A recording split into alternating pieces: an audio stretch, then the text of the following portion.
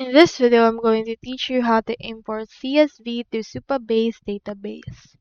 In order to do that, first head over to supabase.com, and from in there you can head over and create an account by clicking onto the Start Your Project option.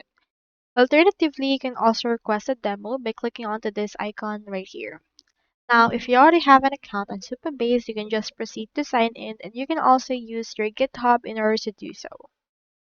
Now here is actually my Supabase organization. Let me head over and click onto this project, and let's import CSV to this project. Now head over and click on this, and once you have done that, this will open.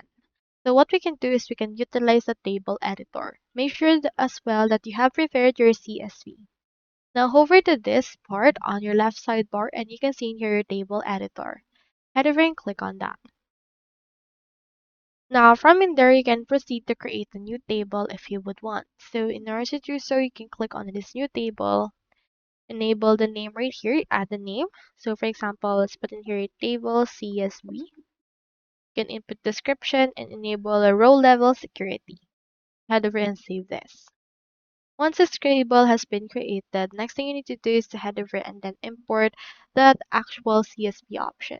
Now, it's also have right here the import data, so you can click onto this import data option and just drag and drop the CSV file that you want to add. However, if you already created your table without that CSV, you can just head over and click on insert, and you can import data from CSV from there as well. So just drag and drop your options right here. You can upload the actual CSV, or you can also paste the text that you have from those CSVs right here. So once you have done that, click onto this import data right here in order to successfully import your CSV data to Supabase. So that's all there is today, and I hope this video helped you.